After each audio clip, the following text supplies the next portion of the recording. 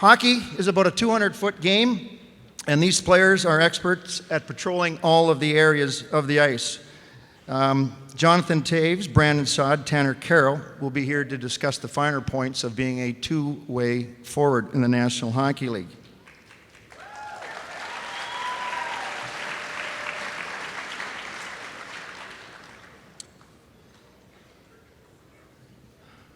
This young man, in his third year pro in the National Hockey League, hails from Hancock, Michigan. Went to Michigan Tech. Well, we got a couple Hancock, Michigan people. Sorry to hear that. Just kidding. 16 points last year, but plus 15, which really means a lot in this session here today because it means he's taking care of his own end. I'd like you to welcome Tanner Kero.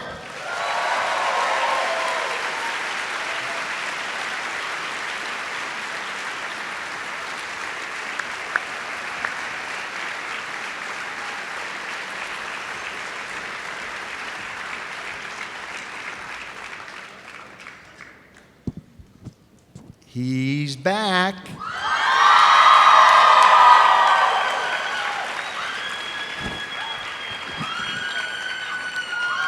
Left us for 2 years, but he is back.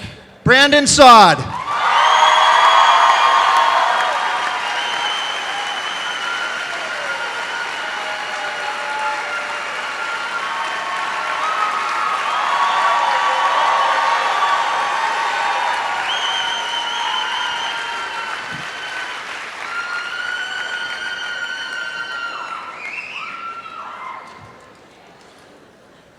I want you guys to think about this because I'm going to throw it at you sooner or later.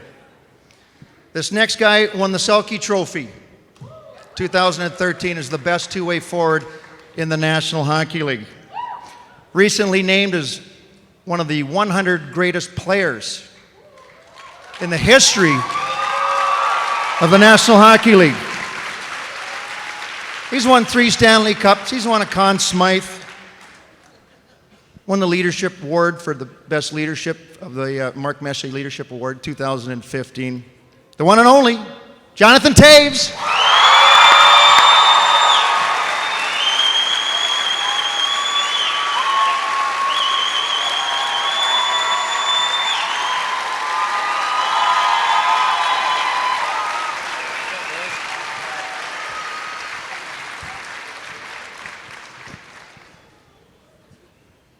See if these guys are smart. 3 players in the history of the Blackhawks have won the Selke Trophy. You can't answer because you're one of them. Who are the other 2 Selke Trophy winners in the history of the Chicago Blackhawks? There's at least One of them standing to your right. Who's the other one? Dirk Graham. I should know that. It was quite a feat for Jonathan to get the Selke Trophy. He's always in consideration as one of the best two-way forwards in the National Hockey League. When you talk to Joe Quenneville, the team philosophy here in Chicago always starts in the defensive zone of the ice. And I'm going to throw this right out here to Jonathan. Kind of explain what Joe Quenneville is talking about when this philosophy of the Blackhawks starts in their own end of the ice. Well, I think it's, for me, it usually starts with Marian Hossa back-checking as hard as he can. And I just wait for him to go all the way back, and I just kind of follow suit a little bit and then eventually ride his coattails. But what was your question again? I don't remember. Something about defense? Quenneville's philosophy, it all starts about how you play in your own end of the ice, and how important is that to the team's philosophy? Yeah, well, I guess I think as forwards, I mean, we always want to score goals. That's what you know, the reason we played that position growing up as kids. But I think it's just your competitive drive that comes out when you're really being responsible. You really want to win. You want to do whatever it takes. You look at some of the best players around the league, guys that are you know, being nominated or winning the Selke Award every single year. And those are the guys that literally will do whatever it takes to win for their team. And I think that's the biggest quality that you seek as a player. And I think Q really emphasized that, not only with the 3 of us and his centerman, but the rest of his forwards as well. We're going to show you some examples of what you need to do as a two-way forward. We're going to cue up the video and let it run.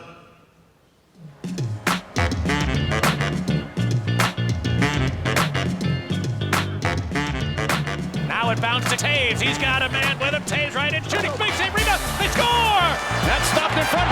Rebound, scores! Tanner Kero!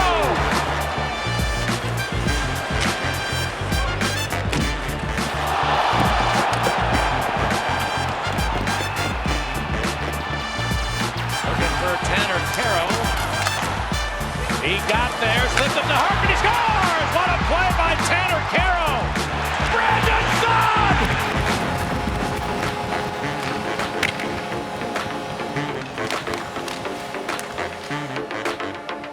Hawks control off the draw. The panic in the slot. Shoots, he scores!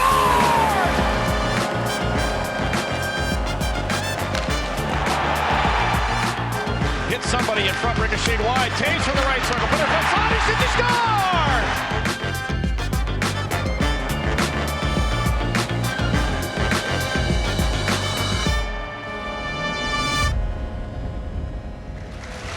We've got two centermen and we've got a winger here. The responsibilities defensively, obviously a little bit different as a centerman as it is a winger. And Jonathan, you touched on it. Sometimes, and most of these players that come up and make the National Hockey League, all the levels that they've been competing at, they've been some of the best offensive players.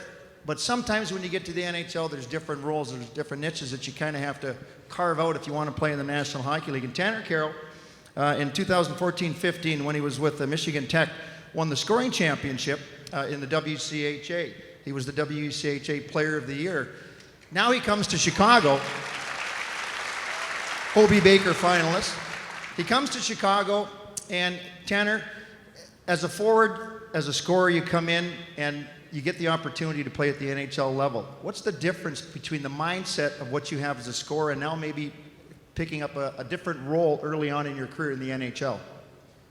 Yeah, well, it's definitely a different mindset. I mean, you want to be able to contribute offense and hope that, you know, that success you've had when you're younger can contribute, but it's obviously a lot harder to score in the National Hockey League, especially coming in as a rookie. So you want to be able to be a good defensive player. You want to be relied on and trusted and earn those opportunities that might not come if you're, you know, just a goal scorer and you're not scoring goals and you're struggling offensively. You want to be able to bring something else to the team and be relied on that way. When you first came in, and obviously, you know, they just say, want to play your game, just be calm. But what was the message sent by Joel Quenneville and the coaching staff when you first came up to the NHL? Yeah, they wanted me to just play my game. I mean, they want you to try to contribute offensively. Don't, you know, set back too much, but they want you to be trusted defensively, you know, not lose that aspect of your game. You want to be really good in your end and starts to there, and then just try to contribute offensively after that. Brandon, welcome back, kid. Thank you.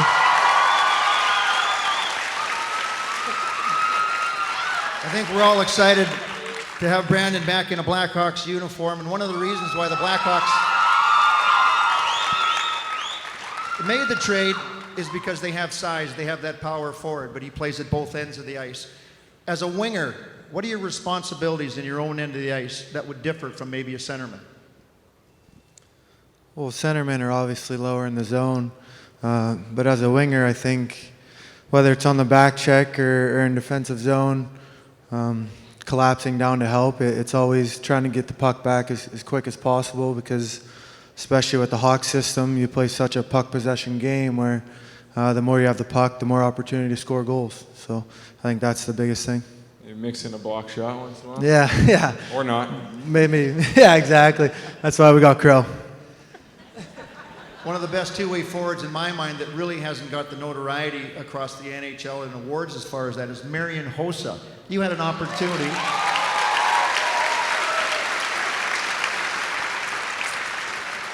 to play with Marian. How do you look at Marian Hossa and learn from a guy like that?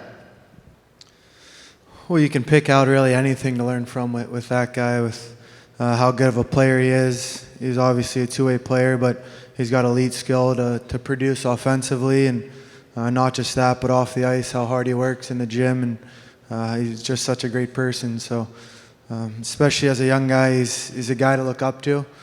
But I'm sure you could ask any guy around the league that's played with him and how much respect players have for him. You know the worst thing that you can hear from a young player when he comes in talking to an older player like Marian Hossa is, yeah, I grew up watching you.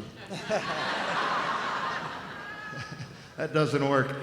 Anyways, Jonathan, great numbers offensively, and obviously, in my mind, if you wanted to play a more offensive game, you would put up some bigger offensive numbers. But there is a lot of stress in your game as far as playing the defensive mind of it. Where does that mentality start? Is it minor leagues when you're just growing up? Is it college? Is it juniors where somebody, the other guys played? Where does that mindset start where you have to be reliable in your own end of the ice other than just being the offensive superstar that most of you guys were growing up? I don't know. I think it could be a bunch of things. I think sometimes maybe personality, like I touched on earlier. It's if you just have that competitive mindset, you want to do all the little things right. You want to win. At the end of the day, obviously you got to score goals to win, but you always you have to play defense. You have to play well in all facets of the game. And I think at the same time too, if you have coaches that kind of re-emphasize focusing on your weaknesses, whether it's just looking at your own skill set, whether it's skating or puck handling or shooting, whatever, and you're always constantly trying to get better in every part of your own game, I think that translates into the way that you play on the ice. You don't take anything lightly. You don't think that, I guess you're not responsible for anything either. So along with these two guys sitting here, I think we probably learned to play that game early on, and obviously have taken on that type of role at the professional level too, knowing that I think you always seek that confidence and that swagger that comes with scoring goals and putting points on the board. But at the end of the day, I think you're in that respect amongst your teammates and people watching when you're considered to be one of those players that wants to do everything right and do the little things right to help your team win. Tanner, where's the line between offense and defense as far as, maybe taking that chance offensively, but at the same time you know that you better hang back and be a little bit more responsible defensively? Where does that mindset kind of balance out, taking away a little bit of the offensive side of it to focus on the defensive side of it? Well, I think you kind of got to play it game by game. I think it's more in the moment too. I mean, sometimes when you're, up a goal or down a goal, you might not be taking the same amount of risks, throughout a game. I think if you're winning the game by 3 or 4 goals, you might be able to take a little more risks. But if you're, that 1 goal game, it's late in the game, late in a period, it's kind of situations like that you gotta, be aware of what's going on and what's going on around you on the ice, and just try to, read the situation and be smart that way. Brandon, you had an opportunity to play against a guy like Patrick Kane. Does it make a difference of who the opponent is, the opposite player that you're on the ice with, whether you're focused on offense or defense? Maybe a little bit, but I think the biggest thing is focusing on your game. If you worry about too much who you're playing against, it kind of makes you think more and slows your game down. So the biggest thing, at least for me personally, is just worrying about your own game, bringing what you can do, and make the other opponent think about you more so than the other way around. I'm going to throw this from Tanner to Saad and to Taser. Would you rather score a goal or take away defensively a goal that probably could have happened? Come on, Troy. Is that even a question? I mean, who are we kidding? We're hard workers and we want to, play the game the right way. It's all about the offense. See, this is... I mean, there's a reason why you put your own highlight reel up on the screen there a second ago, right? Come on. All right, you got me. So you guys all want to score goals. You want to be the hero. Yep.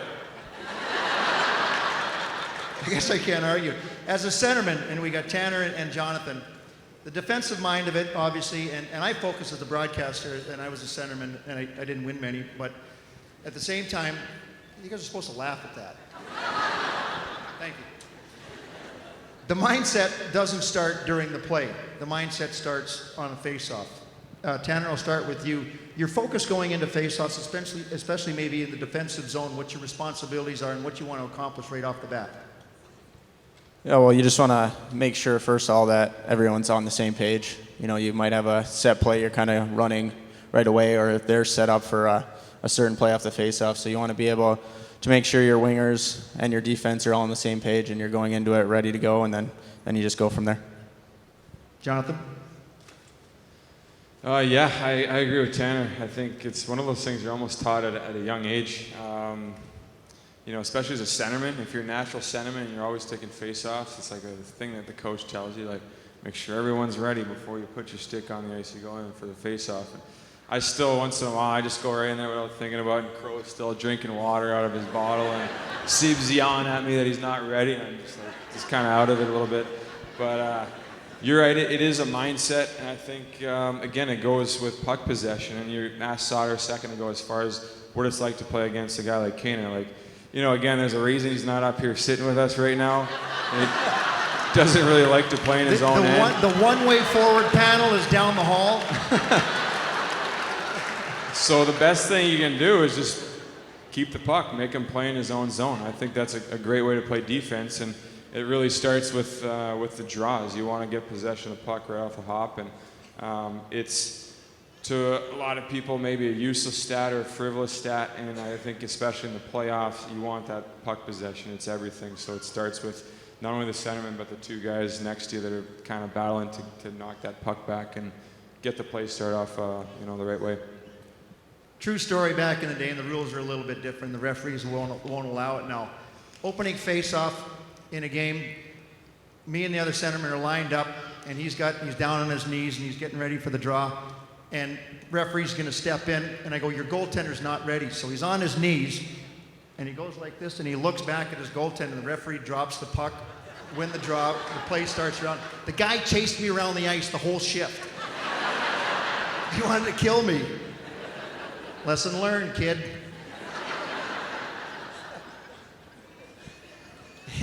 If you look at, Brandon goes to a different organization for a couple years. Brandon, does the philosophy defensively change that you saw from Columbus to what you wanted to accomplish here in Chicago, or basically as an individual you're playing the wing side, those responsibilities are the same? Yeah, I think every coach has their different philosophy they teach and different defensive zone structures, but for the majority as a player, you know what you bring to the table, you know what you like to do, and what makes you successful. So not too much for an individual standpoint, but every team kind of has a different structure that they like to preach. But for the most part, it stays the same. A reminder that if anybody wants to ask any questions to the panel, there's a table over there. Raise your hand. There's one gentleman, lady over there right now, sorry, asking a question. In the last 10 minutes, 15 minutes, we will throw those questions up here to the panel. I know growing up there was a guy that played in the New York Islanders team for many years, Brian Trottier. And he was a guy that I used to emulate. I used to love watching him play, and he was one of the best two-way players of his day. He was a centerman. He was number 19. I was number 19.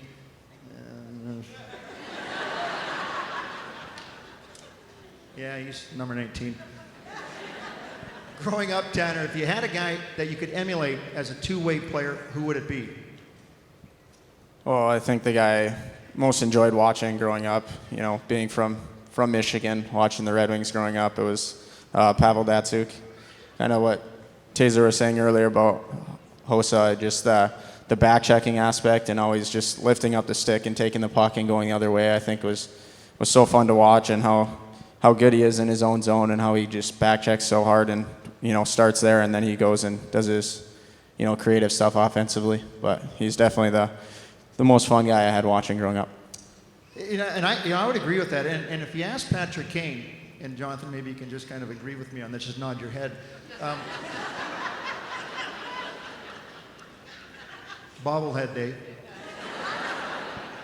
When Kaner was playing against Zetterberg and Datsyuk, he realized how hard they worked to get the puck back. And I think it was a good lesson for Patrick to play against Detroit when those series were tough. You lost in the conference final, you beat them the next year. You win the Stanley Cup. But lessons being learned when you watch a great two-way player. And I think Patrick kind of understood that, I can be like those guys and I can get the puck back quicker, which obviously makes me more successful offensively. Yes. Just nod. Brandon, who would you emulate growing up? Who would you look at as one of the players that you kind of modeled yourself after? Well, there's a lot of guys, obviously, you could look at. Growing up in Pittsburgh, I watched Yager a lot. And then when Hossa came to Pittsburgh, I was still watching the Pens. And He's obviously one of the top players at doing that as a winger. So you could get on the list of centers as well, but for me as a winger, you kind of tend to watch wingers. So those two guys are at the top of the list for sure. So you did tell Marian that you enjoyed watching him. No, I didn't tell him that, but I'll tell you that. You weren't even a twinkle in your mother's eye back in the day, were you? Jonathan, don't say me, but who would you emulate? Troy Murray.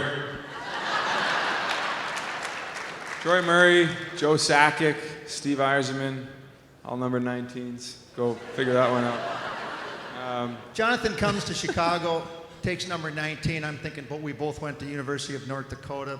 Well, I wear 19. Jonathan's wearing number 19. You know, great. We're going to have the tradition, North Dakota, number 19 centerman here in Chicago. Introduced myself to Jonathan. No clue who I was. Not true. I played in North Dakota in 1980. He was born in 88. I was in Winnipeg. I was the captain of the Winnipeg Jets where Jonathan grew up. I said, Jonathan, I was captain with Winnipeg. Yeah, he was 2. It's okay, though. I do like it. If you look at Joe Quenneville, and for younger players coming in, we touched on this a little bit earlier, he often looks at a player and how reliable he can be in his own end of the ice. And if you get that trust, as Tanner was talking about, you're going to warrant some more ice time in key situations. Obviously, when you have the game on the line and it's offensive, you're going to have the offensive players out there. But the defensive side of the game is so important.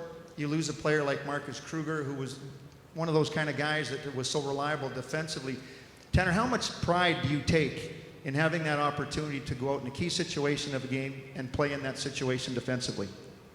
Yeah, you definitely take a lot of pride in it. I mean, the last couple of years, just watching Kruger, like you were saying, and kind of learning from what he does and how hard he works, and just being able to go out there at the end of, last shift of a period, if the face-off's in your end, or if you need a big face-off win or a big face-off block, and to be able to be trusted is, it's huge, and you want to earn that trust, especially as a young guy. You want to be able to play in every situation possible, and if you can get that trust from the coach early on, I think that's huge, and you want to keep building on that. John, if you look at the importance of face-offs, and you're one of the best face-off men in the National Hockey League, when a guy like Tanner Kero comes in, what can you teach him about those critical draws and key points of hockey games? Not a lot. I think, honestly, I think some of maybe our D-men and even guys like Tanner, I think, like you just mentioned, there's a handful of things that Q likes to see, and when he sees it, he knows he can rely upon his young players, like you said, to go out in those key moments and start building that trust, and knowing that he can send them out and play in defensive situations or take draws at the end of games without giving up a goal. I said this about Saad earlier in his career, I guess probably his rookie season. I think I see the same thing with Tanner. You don't really have to say much to those guys, because aside from their talent, aside from their raw ability, I mean, everyone at this level has that. Everyone can skate, everyone can play. But what you really notice is the fact that these guys are trying to get better and trying to assume more responsibility right away. They have that mental kind of intangible to their game where they want to bring it. They want to be that guy that can be relied upon by his teammates and by the coaching staff. So with a guy like Tanner, he's all ears, and he's ready to learn, and he's, I think he's observant too. So I think that's a great quality in a young player, and that he's only going to keep getting better because of that. Brandon, you're from Pittsburgh, grew up in the area. Sidney Crosby, one of the best players in today's game, and congratulations to the Penguins for winning 2 cups in a row. Perfect. Good timing on that one. When you're out on the ice against a guy like Sidney Crosby, and you're playing in the Eastern Conference, so you saw him a lot the last couple of years, is your mindset changed differently when Sidney Crosby is out on the ice, when you're playing out there? Are you trying to shut that line down? Are you having more of a mental defensive side of it than you normally would? Well, I think now it's pretty simple. If I'm playing with Taser, he'll take care of it. I just need to float in the weeds. No chance. No, but like Taser said earlier, guys like Kaner, top players in the league, you want to have the puck away from them. So when you can get it back as quick as possible and hold on to the puck as much as you can, make them work defensively to get it back. Because the top players in the league, when they have the puck, it's hard to get it off them, and they create offense from it. So as a player, I like to play that style of game regardless of who it's against. It's more of a challenge against the top players in the league, but as a hockey player, you embrace those, and you like those pressure situations. So now you're in a game situation. You're playing in your own end of the ice. And Tanner, I'll throw this out at you. Communication, in my mind, has always been a huge part of how you play defensively, the communication between forwards and a defenseman. As a centerman, you're down low. You're with the defenseman more as far as the structure in your own end of the ice. How important is the communication side of it, in your own end of the ice especially, to a good defensive game? Yeah, it's definitely huge. I mean, you want to be communicating a lot with the defenseman. You know, when you're going into the corners, if the puck transfers side to side, you want to make sure, you don't have all three of you going into the same corner, and make sure someone's, more responsible going in front of the net. And same thing with the winger. I think a lot of times you might not be the first forward back. The winger might be there, so he might fill in down low, and you got to take his spot up high, and then, either make that switch or stay in that position throughout the play. And you got to make sure, you're on the same page. Otherwise, there's going to be a breakdown, and someone's going to be wide open, and, you don't want that to happen. So you're on the ice. Duncan Keith is on the ice, and he needs to go do something. Do you yell at him? Yeah. You do? He doesn't say a word. He just gives him a look, and that's all he needs to see right there. Might not be overly loud, but I'll try to. But you are a little bit of a quieter guy. But so in the the defensive zone, you have to kind of come out of your comfort zone a little bit, in your own end of the ice to have that communication. I got this guy, you got him, you go, whatever it is. Is that hard to do when you first come in, when you're a player that's just kind of learning the ropes and you don't want to overstep your bounds? Yeah, I think so. I mean, you don't want to be, like you said, right away it's hard yelling at one of the bigger name Ds of where you want them to go, but that's something I'm trying to learn, and try to learn from the older players, that you got to be comfortable assuming that responsibility as a forward and as a center, and make sure you know what you're doing and what they're doing on the ice. Who do you yell at? Me? Yeah. I don't know. I honestly think in the D zone, it's at the end of the day, you're in the D zone. So, it's not hard to figure out where you got to be after a while. If you're in the wrong spot, you're either getting a whack in the back of the leg from dunks, or you're on the other side and hammers screaming Swedish obscenities at you. So it doesn't take long. You kind of figure out what you're supposed to do and where they want you to go. So I think that's just what you really got to worry about. I don't really yell at anybody or get mad unless it's really in the offensive zone and they're not giving me the puck. So that's what it comes down to.